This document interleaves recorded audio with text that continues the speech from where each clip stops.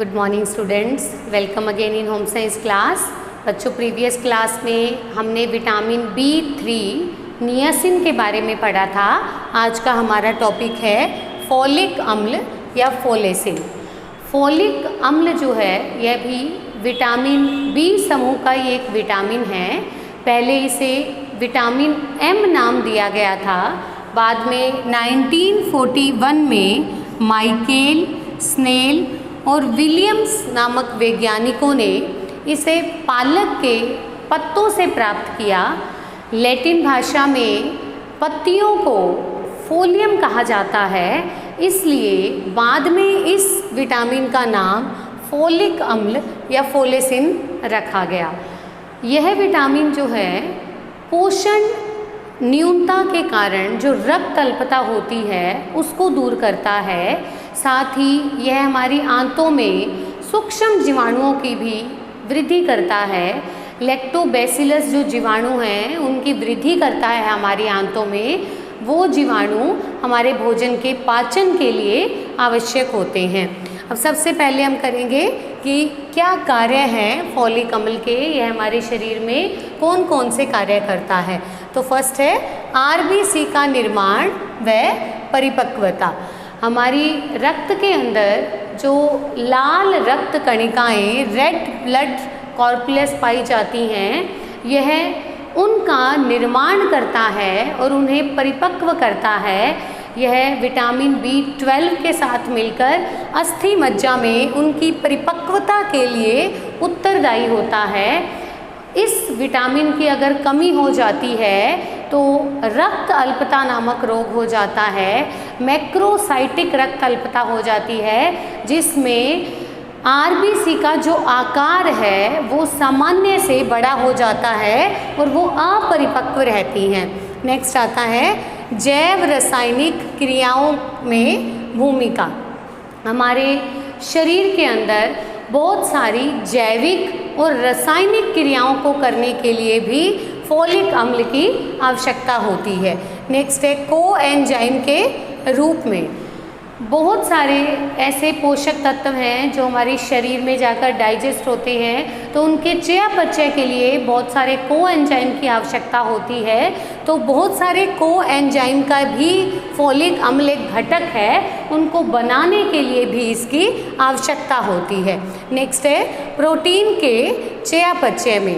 Protein में बहुत सारे ऐसे अमीनो अम्ल हैं जिनके चयापचय के लिए फोलिक अम्ल की आवश्यकता होती है। उनको बॉडी के अंदर जो है उनका ऑक्सीकरण और अवकरण करने के लिए भी फोलिक अम्ल की आवश्यकता होती है। नेक्स्ट बात आती है कि अगर बॉडी में इसकी कमी हो जाती है तो उसके क्या प्रभाव पड़ते हैं। तो इसका सबसे पहला और मुख्य कार्य था कि RBC का निर्माण करना और उन्हें परिपक्व करना। अगर आहार में फोलिक अम्ल की कमी निरंतर बनी रहती है तो यह विटामिन B12 के साथ मिलकर RBC का निर्माण करता है, और अगर आहार में इसकी कमी है तो लाल रक्त कणिकाएँ परिपक्व नहीं हो पाती हैं, जिसके कारण मेगालोप्लास्टिक रक्त अल्पता या मैक्रोसाइटिक रक्त अल्पता जो है हो जाती है।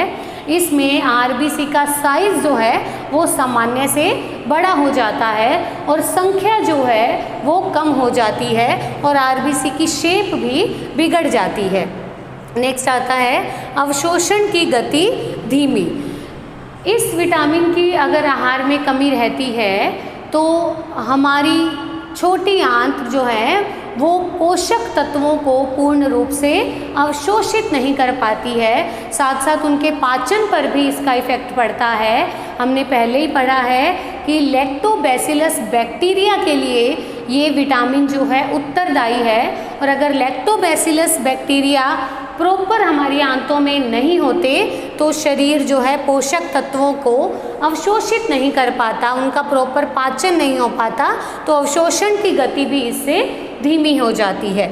नेक्स्ट है प्रोटीन का चयापचय असंतुलित। चूँकि यह प्रोटीन के चयापचय के लिए उत्तरदायी है, उसके ऑक्सीकरण और अवकरण के लिए शरीर में उत्तरदायी है, तो अगर प्रोटीन का चयापचय प्रॉपर नहीं हो पाता तब भी हमारा शरीर प्रोटीन का उपयोग जो है वो प्रॉपर तरीके से नहीं कर पाता।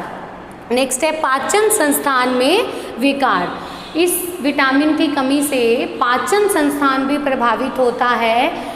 भोजन का जो पाचन और अवशोषण है वो प्रॉपर तरीके से नहीं हो पाता है, साथ साथ जो है दस्त लग जाते हैं, पेट में दर्द रहता है, तो ये भी समस्याएं जो है, अवशोषित भी नहीं हो पाता है भोजन, तो पाचन संबंधी समस्याएं भी उत्पन्न होने लग जाती हैं। इसके साथ साथ रक्त अल्पता से संबंधित जितनी भी समस्याएं हैं वो भी देखने को मिलती हैं कि चक्कर आता है, काम करने का मन नहीं करता, जल्दी थकावट हो जाती है, सांस फूलने लग जाती है।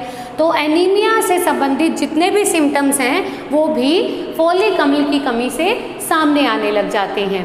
नेक्स्ट बात आती है कि इसकी प्राप्ति के साधन का क्या है, आहार में कौन कौन से ऐसे भोज्य पदार्थ शामिल किए जाएं जिससे कि फोलिक अम्ल की कमी को दूर किया जा सके। तो फोलिक अम्ल जो है वो यकृत में, अंडे में अधिक मात्रा में पाया जाता है, साथ ही सेम के जो बीज होते हैं, लोबिया होता है, उसमें भी अच्छी मात्रा में होता है। इसके अतिरिक्त साबुत अनाज, साबुत दालों में, दूध में और हरी पत्तेदार सब्जियों में भी फोलिक अम्ल अच्छी मात्रा में पाया जाता है। तो नेक्स्ट क्लास में बच्चों हम नेक्स्ट बुक स्टार्ट करेंगे वस्त्र विज्ञान वाली, क्योंकि हमारे यहाँ जो है विटामिन्स भी कंप्लीट हो चुके हैं। तो इसके बाद हम आहार एवं पोषण विज्ञान की बुक को एक बार ब्रेक देकर पेपर सेकंड जो है वस्त्र विज्ञान वो स्टार्ट करेंगे। कल की क्लास में हम पेपर सेकंड का फर्स्ट यूनिट का फर्स्ट टॉपिक करेंगे। Thank you.